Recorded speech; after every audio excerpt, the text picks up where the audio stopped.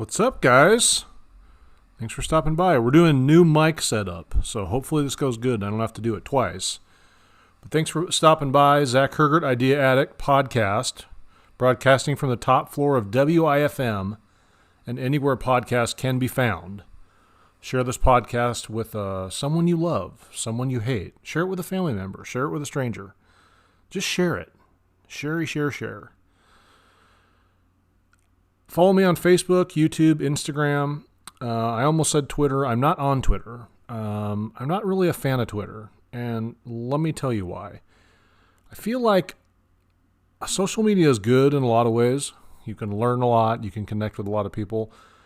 But social media also gives people a voice who don't really need a voice. And in some cases don't deserve a voice. And a lot of times I'll post something on even like Facebook, and people I know or people that see the post will try to debate me on things. And that's a real pet peeve of mine because I'm not on there to debate. You don't just get to debate me. If I comment on something or post something, it's not like a two-way street. I'm going to say my thing and then move on. You know, if somebody says something that I don't like, you don't just get to debate someone. I don't understand that concept. It's like if I went on like Bill Maher's show and he said something I didn't agree with, and I was on the crowd, I couldn't just stand up and start debating him. So it's like, I'm not on the same like intellectual plane as a lot of the people that want to debate me. So it's like, what the fuck are you doing? Like, who do you think you are? I don't understand that. It's just an idiotic concept. So if you see me post something on social media that you don't like, don't try to draw me into a debate because it's not going to work. So just an example. One of my friends put something up on Facebook, and it was a little controversial. And he had like tons and tons of comments. And I don't know if he was just trolling people for comments or whatever, but he was going back and forth with another kid that I knew from high school. And I said something, and then one of the other kids was like trying to debate me. And I was like getting like really irritated. So I was like typing out my response to this kid with like, you know, all my footnotes and everything, like well thought out like argument. And then it's like, what the fuck am I doing? Like the kid I'm debating, I don't even think finished high school. I think he lost his driver's license permanently when he was like 24 or 25. It's like, I'm like crawling down in the gutter with you. You're like a scab on the face of humanity. So it's like, no. So anyway, that's my opening rant. So I'm not on Twitter. I have an account on Twitter, but I never post. No one follows me. I don't really have any followers. I just use it to keep up on all my Las Vegas Twitter accounts so I know what's going on there. But anyway, so like, let's get into it. And today I kind of want to like unpack a little bit of what I was talking about in the last episode. In the last episode, I feel like I was really shitting on corporate America. And I was really shitting on the concept of just having one job, you know, like having like one job at one employer and trying to like stick with it from day one until like the day you retire. And obviously I talked a little bit about some of the problems with that, but I kind of like want to go over some of the specific issues that I see with that and just some other things. So the biggest problem with having a job is that you have all of your eggs in one basket. So I would even say like, think of yourself as like a contractor, or think of yourself as like a brand, or like you're your own business. And I think like in some corporate jobs, they're like, you have to develop your brand within the company. You have to be, you know, your own little business. So think of yourself like a little business, and you have 100%, you only have one client and you do 100% of business with them. And what happens in like every relationship, and I'm not talking about a marriage or like a romantic relationship. I'm talking about like a business relationship. It keeps going on until somebody fucks up. And then when somebody fucks up, that relationship is over. And the problem is, if you only have one client and the relationship is over, then you're not going to have any income anymore. So that's like the biggest problem I see with just having like one job at one company. The other thing is you're missing lots of opportunities and you're not making very much money for the job you're doing. So let's drill down on that a little bit. Now, when you have a job at a big corporation, no matter what corporation that you're in, and you can read this in like every management book under the sun, but I think probably the E-Myth by Michael Gerber talks about this in like the simplest terms. And when you manage a business, even like a medium to small size business, so once you get past like having 1 or 2 employees, you have to implement something called the game. And the game is administered, if you're at a small business and you're the owner, you're the administrator of the game. Administrator of the game, sorry. And what the game is it's a way to motivate your employees outside of just money. And the game never ends. The start is when you start at the job, and then it never ends till the employer's done with you. So what happens with the game is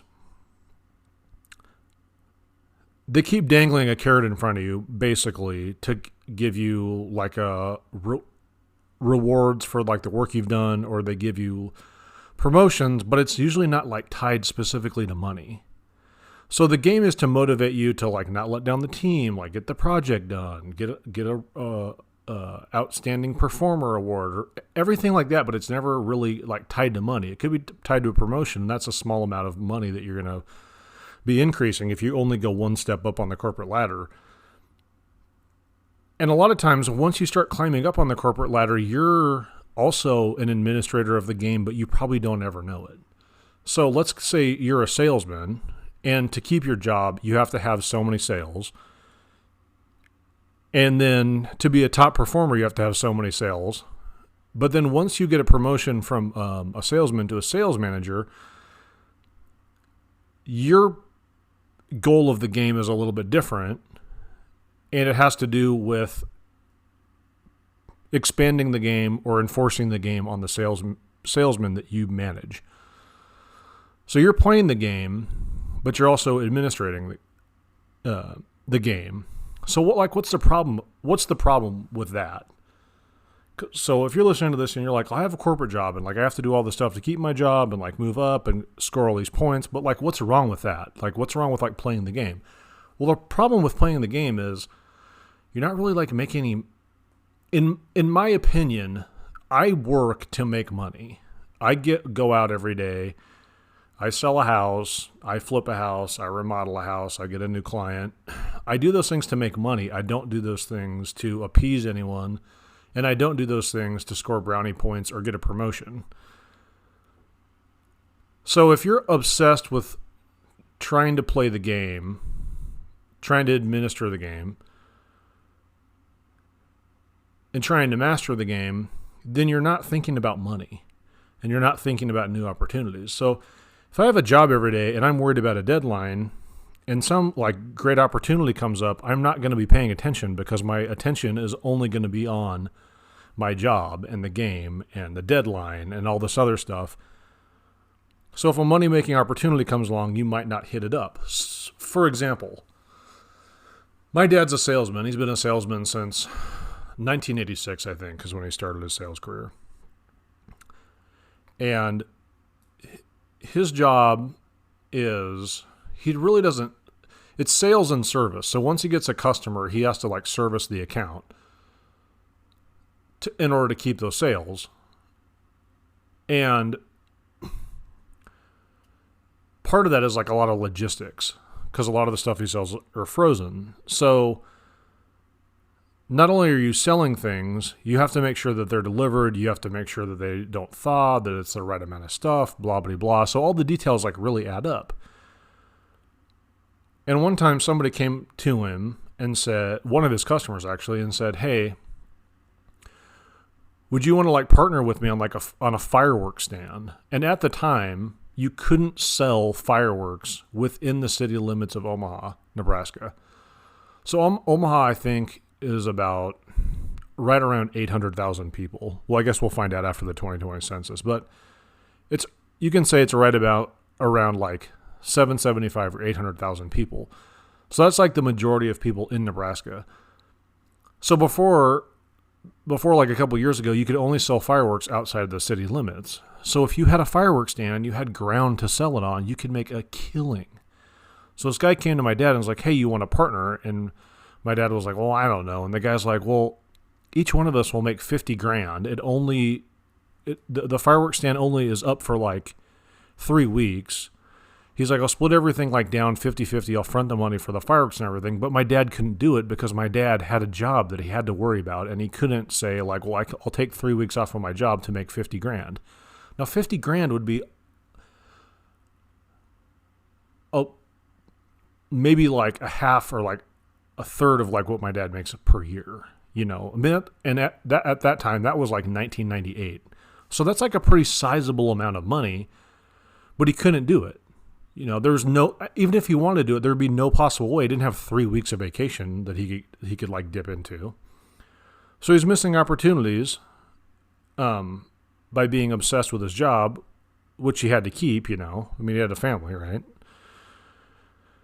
The other thing is if you have a job in corporate America, you're answering to shareholders. Now, if you work at a big corporation, you could have millions upon millions of shareholders. And guess what? If you're an employee there, they don't give a fuck about you. In fact, they actually want you eliminated, or they want your position combined with another position at the company so the stock is more valuable. So you're working for people who really could care less about you. They don't even know you, right? So all these things, that's a bad deal for you, especially if that's the only thing you're doing. So my question is, why aren't you going out on your own, or at least starting a side hustle? And I know a lot of people, you know, like my dad, he couldn't do it, right? That particular opportunity he couldn't do with the fireworks stand. And I understand, you know. If you have 2 kids and a wife that you're supporting, you can't be like, "Well, I'll just step down from my job and hopefully make 50 grand on this fireworks stand." So I understand. But you need to have a long-term goal or some long-term strategy where you can take advantage of opportunities that come up, and a way to make money in case you don't graduate to the next level of the game, or you get downsized, or your job gets shipped overseas, or blah, blah, blah, or your company gets sold or bought out or merged. That's another thing that happens a lot. So you need a strategy for going out on your own someday, or at least doing something on the side as a safety net. And I imagine that one of the major reasons that you're not doing this is you're living in fear.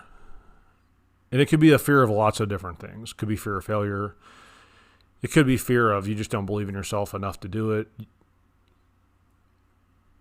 And I think one of the biggest things that is so scary about going out off on your own is it's so foreign, because we've been programmed to go with the crowd since the day you started kindergarten, basically. You've basically been led around by teachers, parents, guidance counselors, things like that. You know, you like go to school and you like do well in school because your parents and your teachers and guidance counselors said, well, you know, if you do good in school and you can get into college and you do good in college, then you can get a good job. So you've been programmed to get a good job or work a job really since day one. But if you look at a lot of the most successful people, they actually go against the crowd, or they go outside of the crowd. Another thing that people are scared of, or that I hear a lot, is, well, like, what if? What if this? What if that? And like, you can play the what if game about anything, you know. Like today I bought a flip. Today me and my wife bought a house, and we have another house that we sold 2 months ago, but it hasn't closed because of the coronavirus, and appraisers are scared to go in people's houses because of coronavirus. So that's cost us thousands of dollars, but we have to like keep going. Hasn't closed yet. It's supposed to close this week, but it's like, well, what if that doesn't close? What if this? What if that? It's like you just have to like take steps in faith. You can't play the what if game, otherwise you'd never leave your house. You would never leave your bed. You know, because it's like, well, what if I slip and fall out in the shower and paralyze myself? Well, you have to take risks in life. But I would say, like, think about it. Like, you live in the United States of America, more than likely if you're listening to this. I know we have some listeners in South Africa and Australia, which I appreciate. Keep listening. This still applies to you in a lot of ways. Well, it all applies to you. You can learn. So, okay, so like what if you went out on your own and you had a business and the business failed and you lost everything? There's so many social safety nets in America that, I mean, I knew a guy that was on like food stamps, and he was getting a tremendous amount of money per month. And then like he said it was harder to get off than to get on. So things like that are there if you were to fail, but you're not going to fail, and you can't think like that. So don't play the what if game.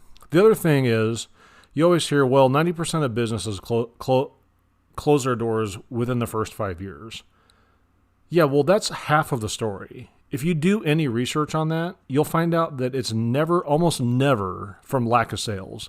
It's from people getting burned out.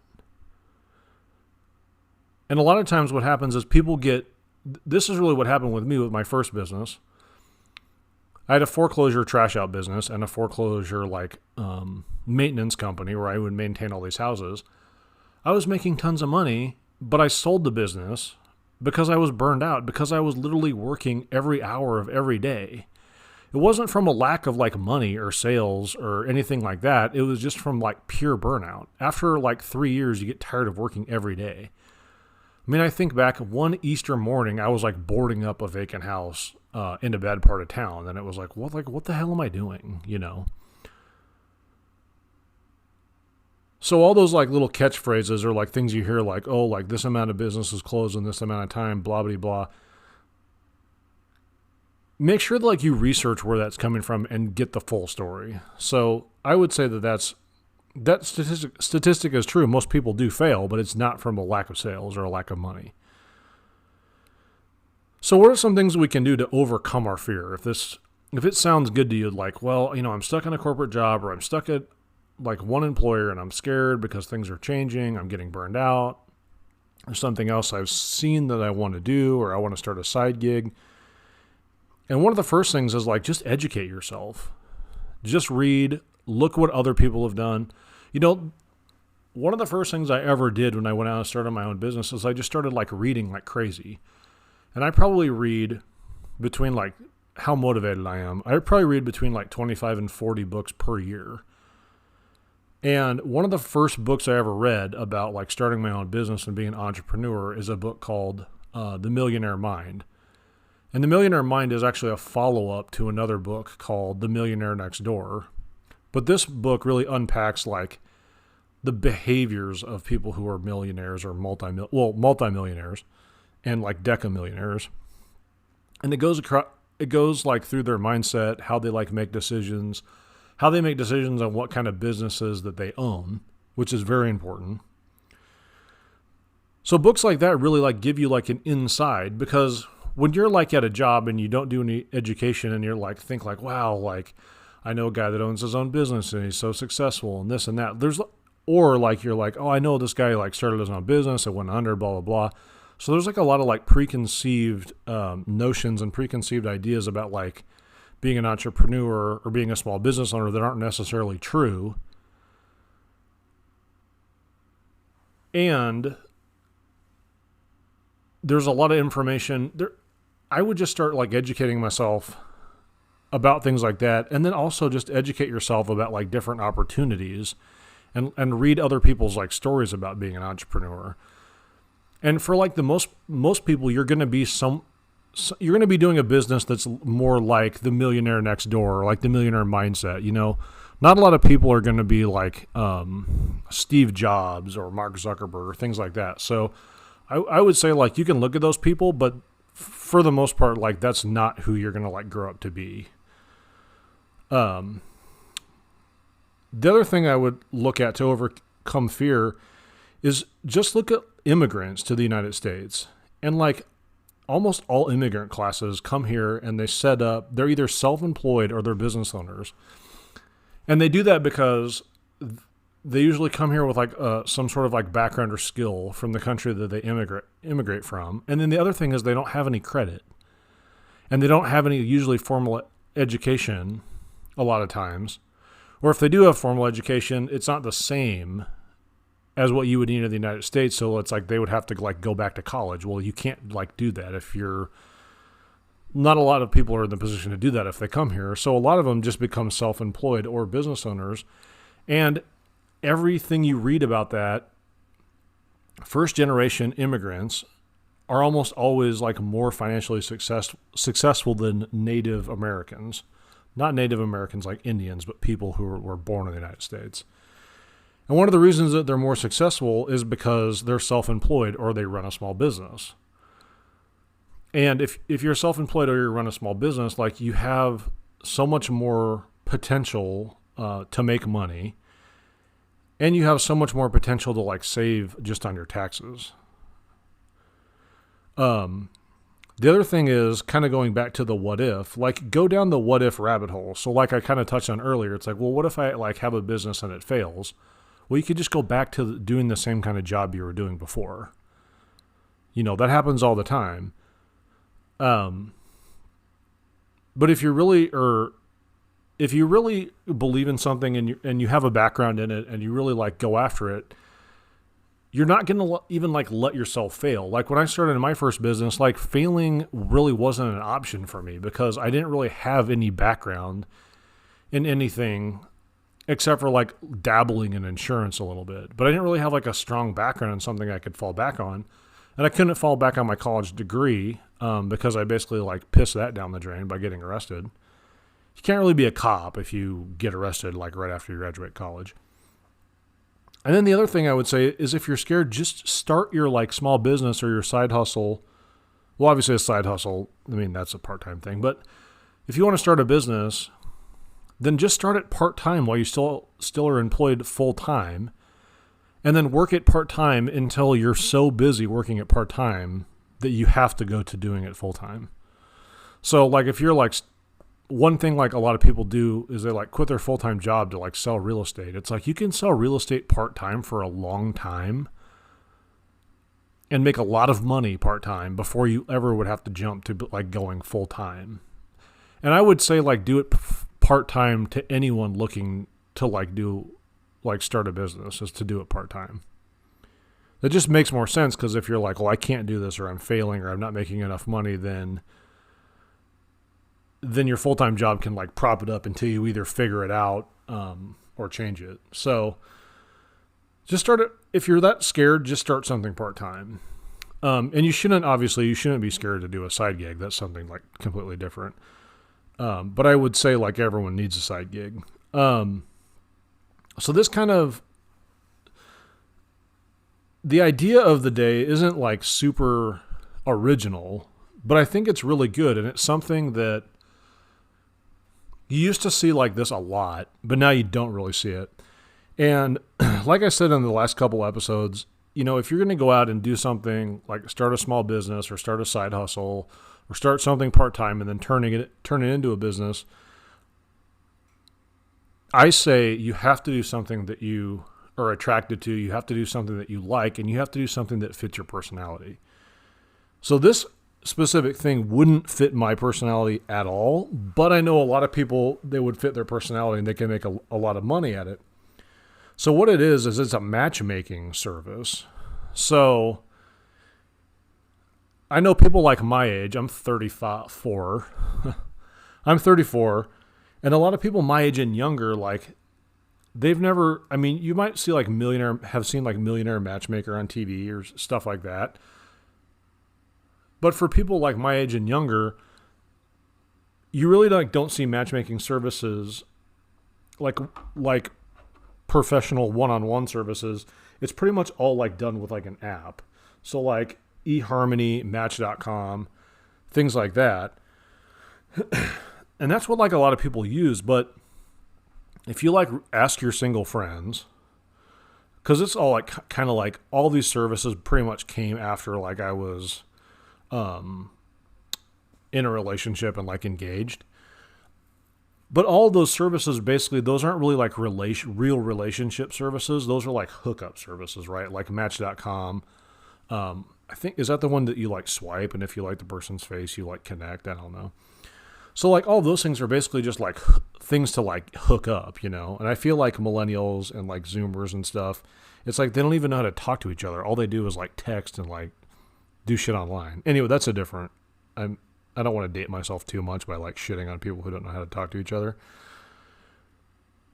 So but this idea, a matchmaking service. So this is really more like a personal thing. So this would be like one individual goes to a matchmaker and says like, you know, I'm single. Here's like my interests. Here's the kind of person I'd like to be matched with, and then the matchmaker brings them like several different potential matches. So it's basically like Millionaire Matchmaker, if you've ever watched that show. I don't think it's on anymore. And these services have been around for a long time, but they kind of got like, I wouldn't say wiped out by all the apps and stuff, but you just like don't really hear about it that much. There is one in Omaha, and I know that the lady actually charges like a pretty hefty fee to use her services. But I feel like sometimes if you start a business or a service that like really goes against the grain of like what's going on, so like everyone is like using Match or like using eHarmony, so this is like directly like against the grain, you know, this is like old school. So like another thing like that goes against the grain that's like really effective is, you know, like everyone is going to like digital marketing and like marketing on Facebook and stuff like that, and they're doing that a lot for real estate, but you get like way better responses by like sending shit in the mail if it's done correctly. And the other thing you get tons of responses on is like going door to door and like knocking on people's door and like introducing yourself and saying, oh, I'm the realtor that works this neighborhood, blah, blah, blah.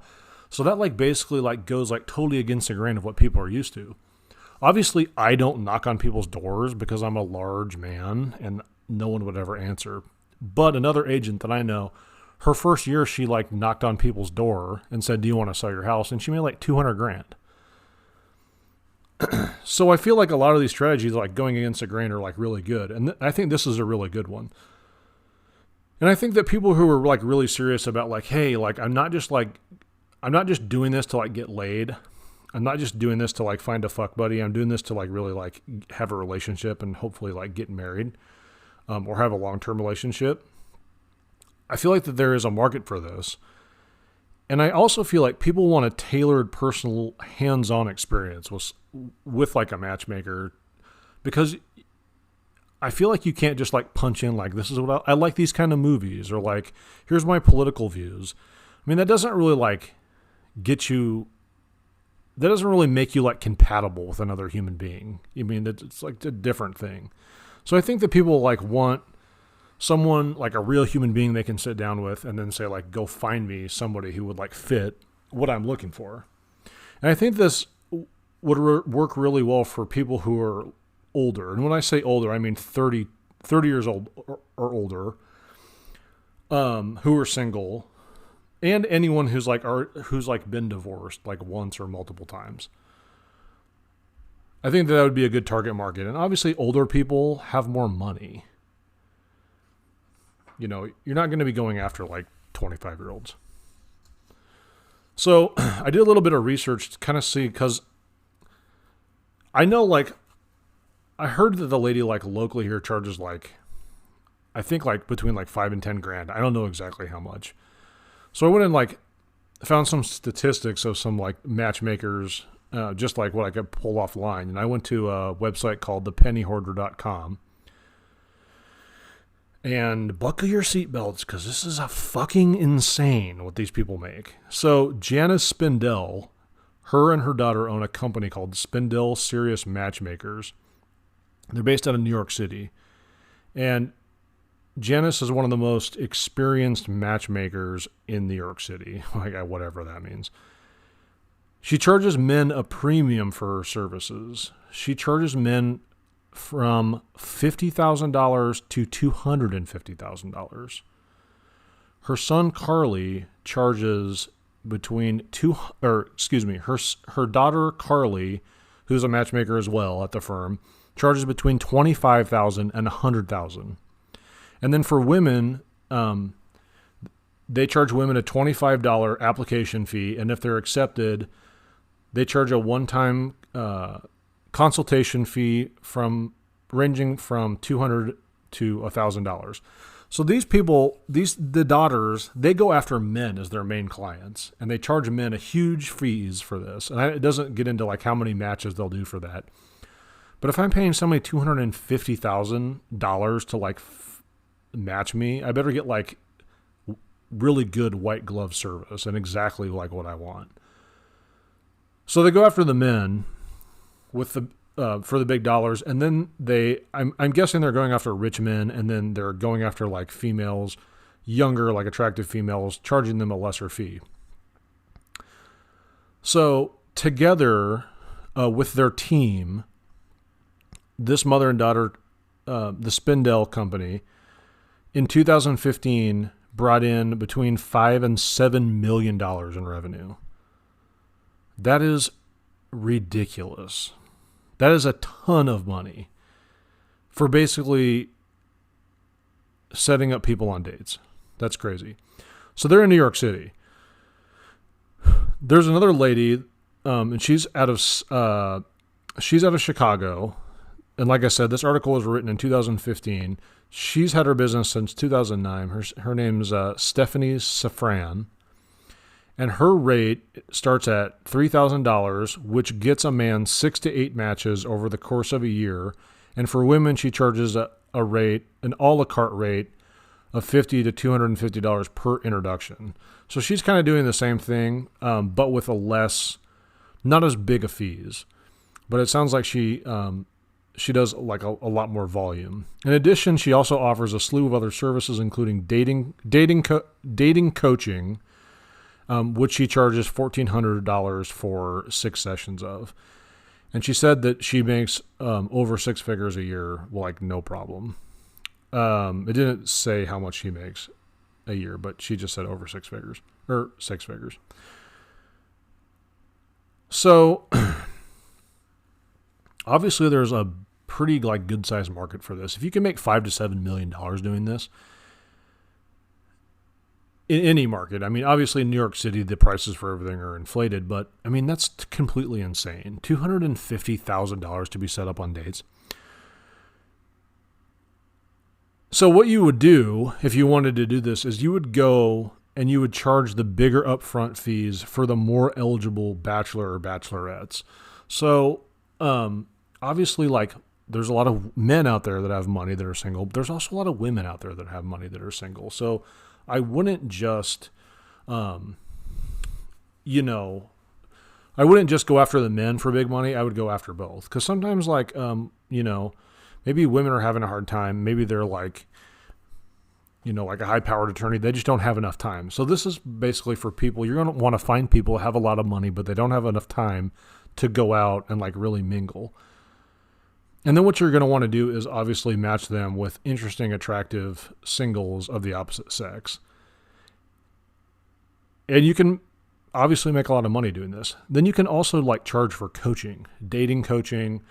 I've also seen like where they do like wardrobe coaching, other things like that. So you could like really tack on a heck of a lot of stuff like that. And you could branch out and do like speed dating. I mean, it'd be like never ending. And a lot of these, like I know these like the mother and daughter team that made $5 to $7 million. They also have like kind of like understudies in other cities that they have like trained for like a cut. So they have like a team so it's more than just the two of them. So they do have like a team. So it's obviously scalable. So I really like this. I mean, you're basically just doing consulting and you're doing recruiting. So if you're like a consultant or like a recruiter, HR person, or a salesperson, I feel like you can do this. So I thought that was a really like interesting like idea that kind of goes against the grain, has huge potential as far as money. and I think like has a really good, like good market of people that are just burned out with the like online bullshit. So that's the idea. That's something that you could start part-time or as a side gig. So kind of tying it together with kind of the message of the day.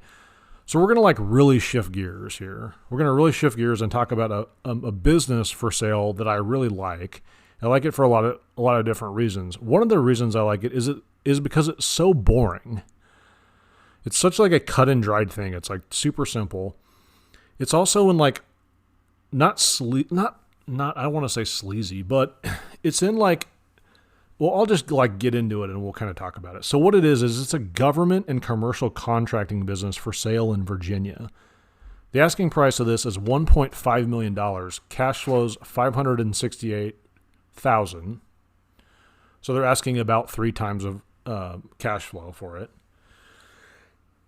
What it is a construction company, 20-year-old government and commercial construction contracting business.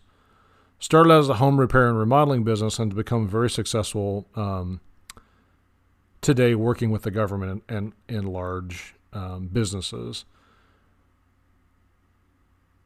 They create about 80% of their revenue from both local and federal government work and the other 20% from commercial work.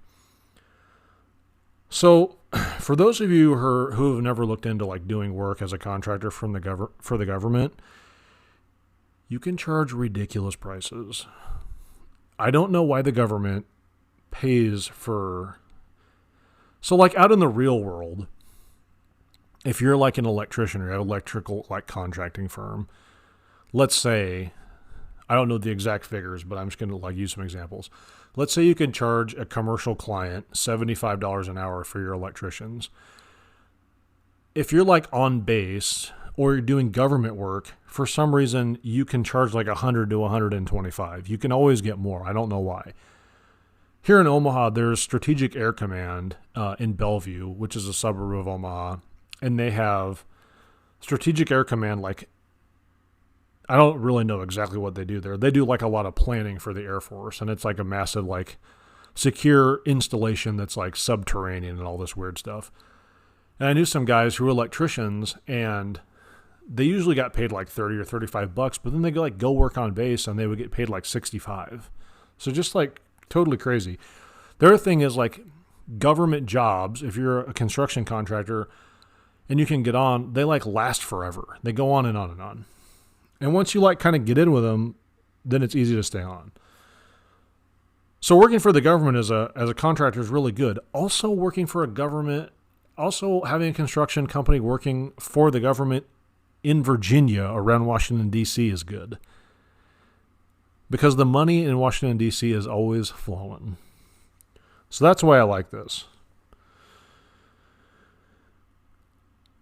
So like I said, asking $1.5 million. Give me some more stats on it. They lease a 3,000 square foot building. They have 18 employees. All of the equipment is included in the sale. The nice thing about this is the seller really believes in this company and really believes that a new owner could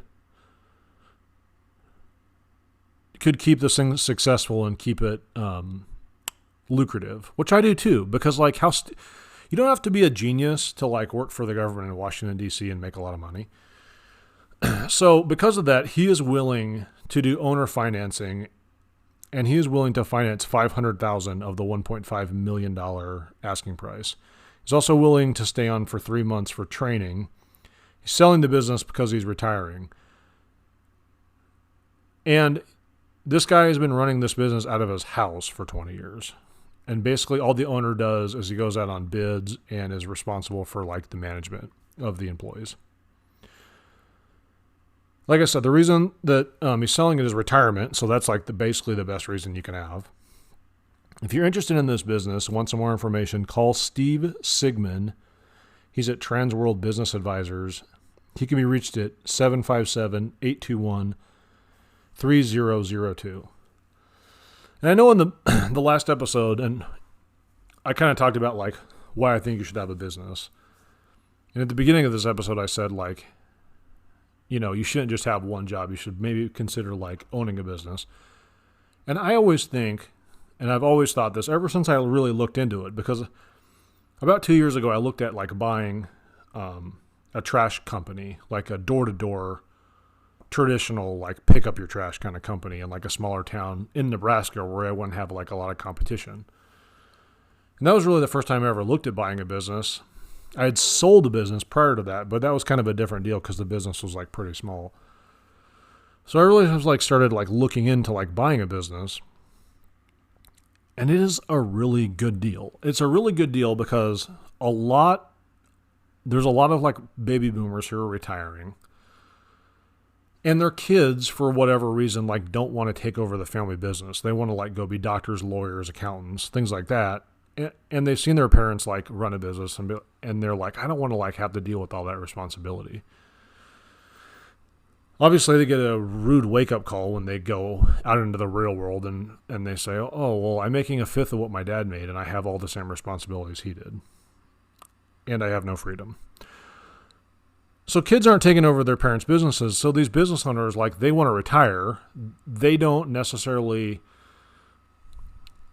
to just walk away from it. You know, when you build up a business over 20 years, there's a lot of you in that business, and you don't want to just throw it away. You want to like have a legacy and be able to like tell your kids, your grandkids, like, yeah, I started that company 20 years ago, and my company provided like all these jobs for people. We did all these like great things around town for the community. So all these people like want to sell their businesses, and a business is really hard to sell. You know, I think only 1 out of like 20 or 1 out of 50 businesses that are for sale actually get sold. And it's really sad because like this business has 18 employees, you know, and I guarantee you, like if you ran this business, those employees for the most part, especially the ones that have been there for a long time, they're not going to need like tons and tons of like management. They're mostly just going to need you to like stay out of their way for the most part. But for you, like if you want to buy a business, it's like a fantastic time to buy a business because money is really cheap. And we're going to like get into that in a minute. Money is really cheap. Right now, the economy's dipped a little bit. But as soon as everyone gets over this coronavirus bullshit, it's just going to like skyrocket back up because there's so much pent up demand. You know, all these unemployment numbers are out there, but if you really like dig into the unemployment numbers, like where my dad works, they just furloughed a bunch of people because they're like, well, you can make more money on unemployment than you can at your job because your commissions are so low. So they just like furloughed a bunch of people. Those aren't really like, those are jobless claims, but it's like those people are going to have a job that when everything opens up again. And there's not a lot of like, I'm like really like an evangelist for buying a business, and you like never hear anything about like buying a business and like how good it is. So let's just go through the numbers of this business because I think people like really miss the boat because they're like, oh, I got to get like got to get a bank loan. I got to like put my own money down. I got to have like deal with the seller and blah, blah, blah. And every single like financial business out there that you read about, like Goldman Sachs, BlackRock, even like GE, like huge companies like this, they have like a private equity arm that goes around buying small businesses and like putting managers in place to run them because they make money. So let's look at this business. This business, the guy's asking $1.5 million, and he's willing to do a $500,000 seller carryback. So let's just like run the numbers quickly on this because I want to like really illustrate like how good of a deal this is. And oh, by the way, if you think that like what this guy is saying is bullshit, when you put a deal together like this, they obviously have to open the books, and you're going to hire a certified you're going to hire an accountant to go like comb over all this guy's books to make sure it's not bullshit. And you also have a $500,000 insurance policy in case the guy is lying. And if he's already willing to put up a third of what this business is worth, he's probably not lying. Okay. Why would you do that if you're full of shit?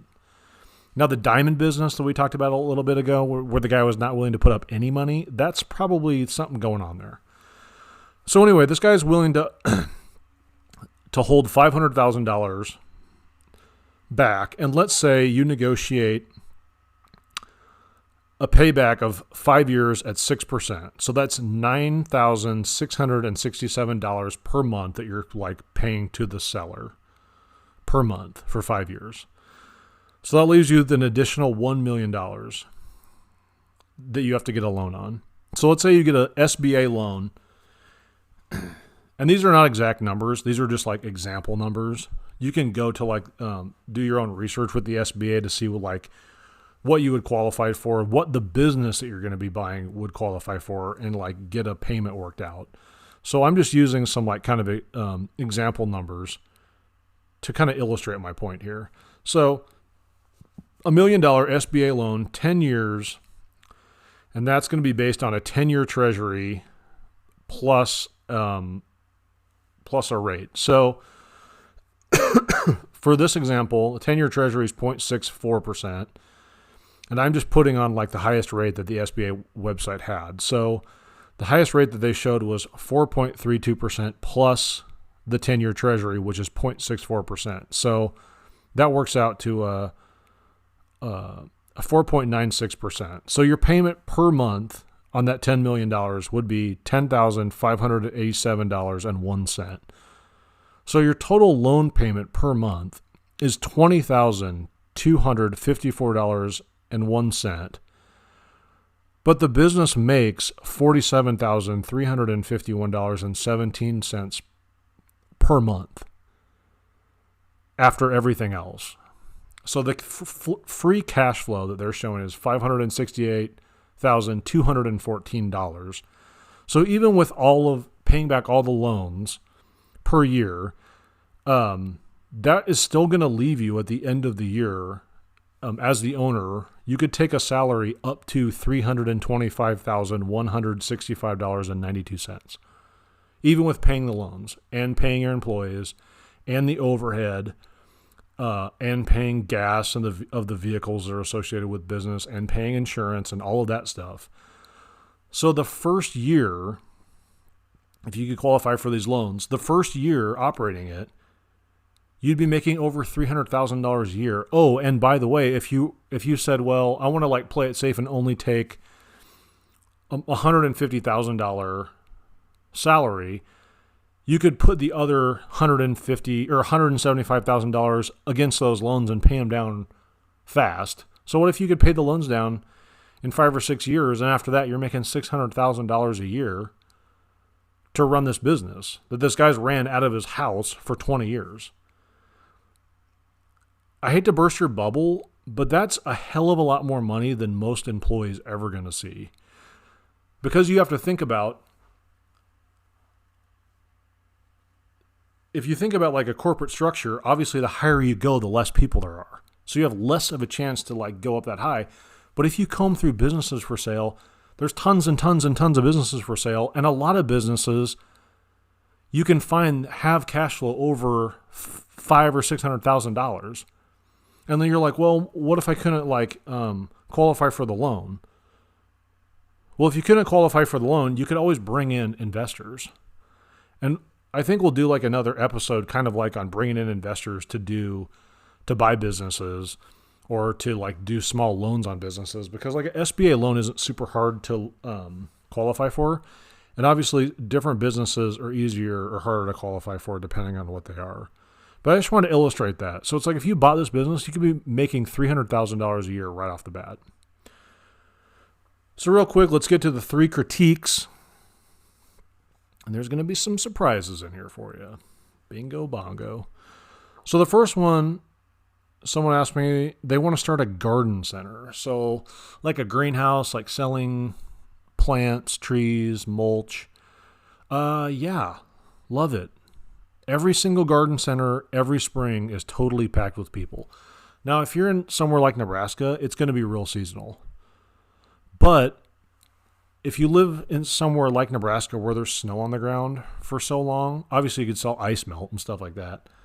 But when there's snow on the ground, once the snow melts and it gets pretty nice outside, everyone wants to work on their lawn. So like today, I was loading up my stuff to like go work on a house, and like every house around me, people are out working on their lawns, putting down fertilizer, putting down mulch, like planting stuff. So I think like a garden center is a great idea if you could control your overhead and you could get things sold. I think it's good. I also think you could start out small and like work your way up. The other good thing is like if you're into like gardening and like planting, you know how to like raise things up to sell them. So I think that's a really good idea, especially if you get somewhere where like the rent isn't too bad. So I like garden center. That's a good idea. The second one is someone was asking me about, they're like really into golf and they're a pretty good golfer. And they were like, well, how could I get involved in golf and like make money? And we were talking about it, and he was like, well, I could like be a golf coach. And I was like, I don't know. I don't really know anything about that. I don't play golf. I took golf lessons when I was a kid and like played league golf, and I fucking suck. I am terrible at golfing. And I think one of the reasons I suck at golfing so bad is because I can't like focus. It's really hard for me to focus on like one thing for like 4 hours without thinking about other things or like getting distracted. So when I play golf, I usually like do like pretty good for like 3 or 4 holes, and then I totally lose interest. And I feel like the harder I try in golf, the worse I do. So if I like really try to like hit a long ball long, then it just like totally like cut. Like I don't have time. I just don't have time to golf. I don't like it. So I did a little research into like, but a lot of people love golf. Like love golf, men and women. So I did a little like research into what kind of money could a golf coach make. So on the low end, like the cheapest golf coaches would charge $25 per lesson. And I believe a lesson is about an hour. And then on the high end is about $150 per lesson. And that's like $25 to $150 per lesson. And that's like for like a normal golf coach. What do I mean about normal? So like if you went to like a regular like course, or if you like just found someone like online locally, they're going to probably charge between $25 and $150 per lesson. But if you're really good, if you're the top 10%, and if you want to ever make tons of money in anything, you don't have to be the best in the world. You just have to be in the top 10%.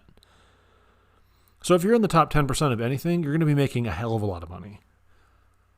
So the top golf coaches in the world, this is according to Golf Digest, which yes, Golf Digest is a real thing. The most expensive golf coach is a guy named Dave Pelz, Pelz. He charges $20,000 per day for one-on-one coaching. The number one coach is actually not the most expensive. His name is, according to Golf Digest, his name is Butch Harmon. He charges $1,000 per hour for golf lessons. So the lowest is $25. The highest you could ever charge is $1,000 per hour. So you would have to really like, if you could do like 4 to 5 lessons, if you could do 4 to 5 lessons like per day, every day or more, and you were getting at least $125, like you can make a pretty good living doing that. Obviously, like you'd want to get on the higher end. And the other thing is like, if you live in a cold area like Omaha, you're going to have like really struggle to like do it every day. So it's going to like potentially be seasonal. So if you're like in Omaha, I would say like that's a no, because you're not going to get enough people. You're not going to be able to make enough money just because of time. You're going to be trading time for money too much. It is a talent thing. So you are going to have to be personally like coaching the people. You're not going to be able to like coach coaches to do that.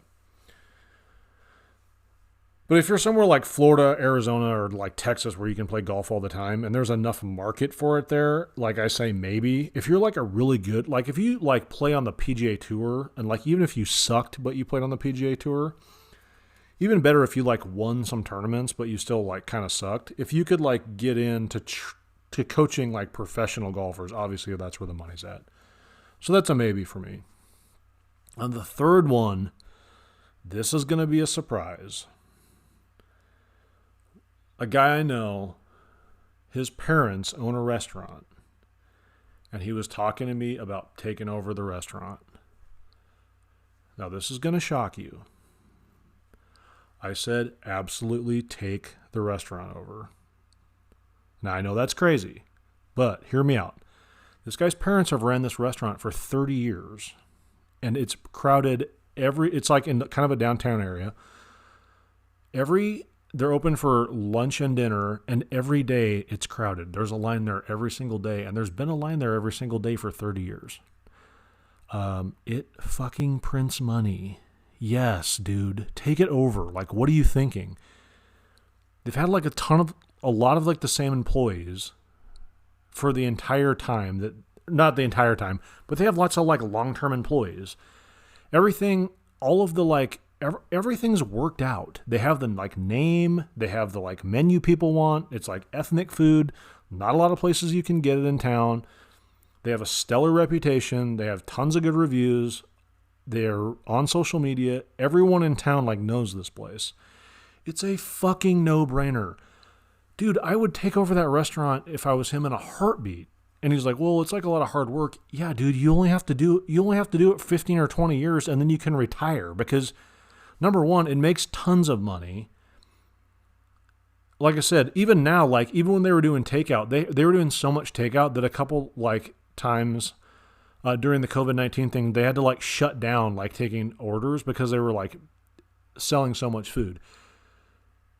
The other thing is, people know it so much he could like open another like location, or do delivery, which they don't do. I mean, so yes, like, yeah, because there's like not a big chain that makes this kind of food either. And their prices are good. Like, yes. And the other thing is like, he wants to like go do like a different job, like a corporate job. And I'm like, dude, no fucking way. Dude, you can like he was a cook there forever. And it's like, dude, you could be like cooking in sweatpants. Like, don't even worry about it. You know, half the people that come in. No, it's too easy not to do. And you know the business inside and out. It's a no-brainer. So yeah, absolutely do that. Like, take over the restaurant. Don't even think about it. I know it's kind of surprising because I shit on restaurants a lot. But like one in like 100. Like my dad has like had so many like customers that like didn't make any money or like went bankrupt. But like I would say like one in like a couple hundred, they print money and they make tons of money and like a lot of it's cash. So it's like at the beginning of the year, they're like, all right, we're going to make $100,000 like no matter what. Even though the restaurant makes $300 or $400, you know what I mean? Or like they'll say like, well, we're going to make $200,000 this year, but they'll really make $5. So yes, like if you have something that's that good, yeah, just do it. So that's a yes, obviously. Guys, thanks for stopping by. I hope you got a lot out of this episode. I really feel like I jammed like a lot of information in it. If you guys have any questions, you want me to look at a business for you, you need some like business ideas, you want a business idea critiqued, you're thinking about buying a business, thinking about selling a business, reach out to me. Reach out to me on Facebook, also on Instagram, Zach Hergert Idea Addict on Facebook, and just Idea Addict on Instagram. You guys can also shoot me an email. I'll put my email in the show notes, and we'll catch you guys next time. Thanks.